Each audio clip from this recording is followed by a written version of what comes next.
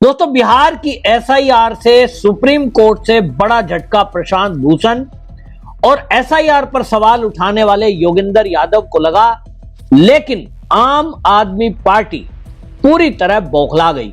उनको लगा कि अब सुप्रीम कोर्ट से भी जब राहत नहीं मिली तो आम आदमी पार्टी, जिसका बिहार में कोई आधार नहीं है, वो आम आदमी पार्टी के संजय सिंह जो सांसद हैं, वो अब एसआईआर पर मजाक बना रहे हैं।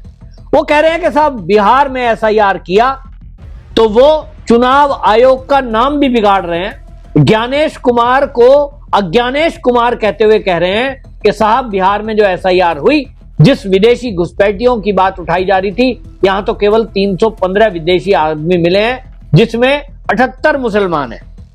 अब इनको कौन बताए कि एक तरफ इन्हीं का साथी रहा योगेंद्र यादव, इन्हीं के साथ का प्रशांत भूषण, ये दोनों लोग वहां सुप्रीम कोर्ट में जाकर कह रहे हैं कि साहब 30 लाख नाम कट गए।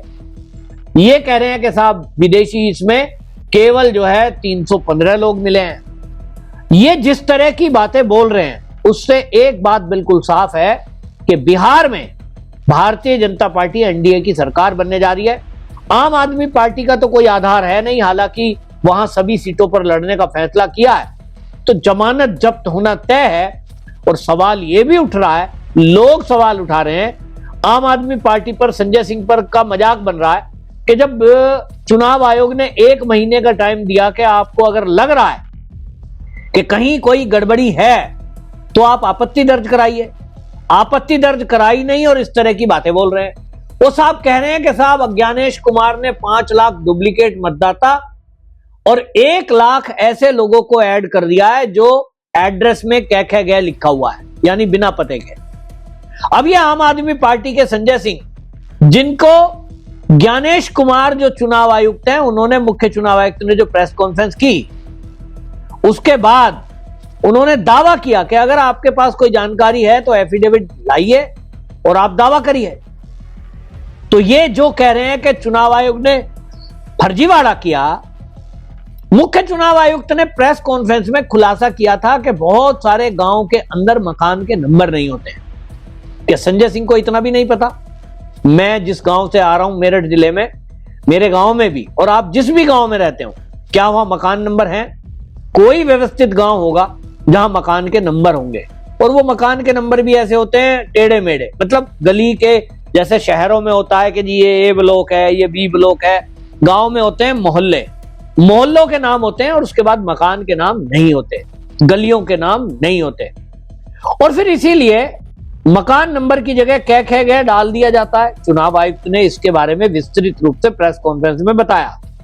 लेकिन आम आदमी पार्टी और कांग्रेस, इनका पूरा इकोसिस्टम इस बात को फैलाने में अभी भी लगा हुआ है कि चुनाव आयोग ने गड़बड़ी की है। इसको लेकर सुप्रीम कोर्ट ने प्रशांत भूषण को कड़ी फटकार लगाई और उन्होंने कहा कि आपने चुनाव आयोग पे जो आरोप लगाए थे कि साहब 30 लाख फर्जी लोगों के नाम, मतलब लोगों के नाम काट दिए, फर्जी तरीके से काट दिए, मरे हुए लोग बता दिए, तो सुप्रीम कोर्ट ने कहा था कि आप ले आओ ऐसे आदमी हमारे सामने। तो भाई 30 लाख लोग बता रहे हो तो आप केवल 15 लोग हमारे सामने ले आओ। ये पूरा इकोसिस्टम 15 ऐसे लोगों को नहीं ला पाया। जिनको ये कोर्ट में लेके गए वो फर्जी थे और उस पर सुप्रीम कोर्ट ने प्रशांत भूषण को फटकार लगाई। अभी उस पर फैसला आना बाकी है। हो सकता है सुप्रीम कोर्ट झूठा एफिडेविट देने के आरोप में प्रशांत भूषण को जेल भेजे या कोई उसके ऊपर पेनल्टी लगाए। तो जिस तरह से संजय सिंह झूठ बोल रहे हैं कि साहब घुसपैठिए पे हल्ला मचाया तो 315 विदेशी पकड़े गए, आपको कैसे पता लगा भाई 315 विदेशी पकड़े गए हैं, उसमें बाहर हुए? जो 65 लाख नाम कटने की बात आई और फाइनल लिस्ट जो आई है, उस फाइनल लिस्ट में वामपंथी दावा कर रहे हैं कि साहब 3 लाख लोग का नाम काट दिया, ऐसे जो हमने ऐड कराए थे। तो भाई आप झूठ फैलाने पे लगे हुए हो, आपकी बौखलाहट समझ में आ रही है। 65 लाख नाम जब कटे और उसके बाद जब चुनाव आयोग ने कहा कि अगर किसी को आपत्ति है तो दर्ज कराएं, फाइनल सूची आने के बाद अब आप कैसे पता लगाओगे कि भैया उसमें घुसपैठियों के नाम कितने कटे हैं कि नहीं कटे हैं? और अगर आपको लग रहा है कि घुसपैठियों के नाम कटे ही नहीं है और आप कह रहे हो साहब ये पूरी एसआईआर तो बेकार ही रही, इतनी मेहनत की, इतना पैसा खर्च किया। संजय सिंह दावा कर रहे हैं कि इसका तो कोई फायदा ही नहीं है, इतनी मेहनत की, तो फिर चिल्ला क्यों रहे हो?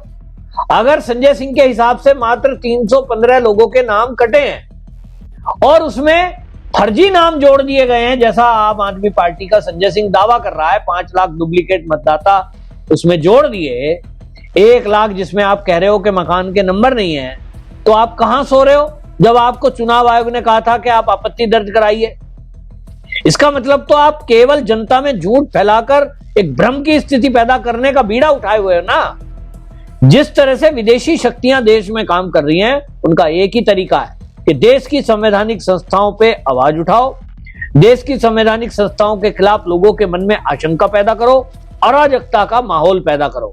यही राहुल गांधी कर रहा है, यही आम आदमी पार्टी कर रही है, और अराजकता फैलाने के चक्कर में ही झूठ बोला जा रहा है, बार बार झूठ बोला जा रहा है। मुख्य चुनाव आयुक्त ज्ञानेश कुमार को आप अपमानित कर रहे हो, उनको आप ज्ञानेश कुमार कह रहे हो, और एक तरफ आप सीजेआई पर जूता उछालने को लेकर देश के अंदर आंदोलन कर रहे हो, धरने और प्रदर्शन कर रहे हो कि साहब अपमान कर दिया बाबा साहब का। तो ये बाबा साहब का अपमान ज्ञानेश कुमार का अपमान नहीं है। ज्ञानेश कुमार भी एक संविधान के तहत देश के अंदर उनको बाबा साहब भीमराव अंबेडकर का बनाए हुए संविधान ने ताकत दी है कि वो विशेष गहन पुनरीक्षण करा सकें, और उनके द्वारा करा गया जो गहन पुनरीक्षण है उसको सुप्रीम कोर्ट में चुनौती दी गई, तो वहां फटकार लगी है। सारे आरोप फर्जी पाए गए हैं, एफिडेविट फर्जी पाए गए हैं। उसके बावजूद भी अगर आम आदमी पार्टी के एक सांसद संजय सिंह इस तरह से आरोप लगा रहा है, फर्जी आरोप लगा रहे हैं जिसका कोई आधार नहीं है, इस पर तत्काल संज्ञान लेते हुए इनके खिलाफ एफआईआर होनी चाहिए। लेकिन दुर्भाग्य है कि इस देश में राजनेताओं का कुछ होता नहीं है, और जो विपक्षी पार्टी के नेता हैं उनके साथ तो मैं देख रहा हूं कि न्यायपालिका पूरी तरह खड़ी है, उनके खिलाफ कोई कार्रवाई नहीं होती।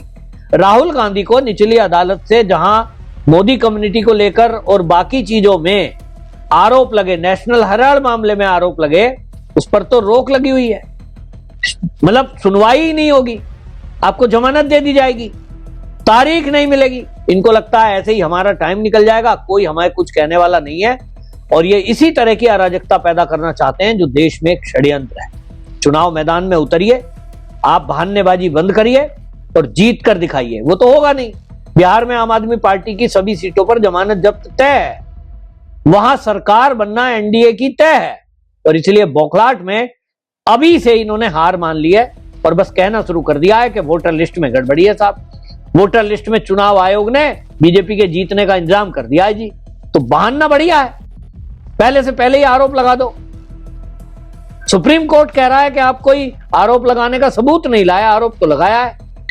आप अपील नहीं करेंगे, लेकिन हार मानने के बजाय जहां आप हार रहे हैं आपको दिखाई दे रहा है, केवल हल्ला करेंगे और चुनाव आयोग के सिर पे ठीकरा फोड़ेंगे।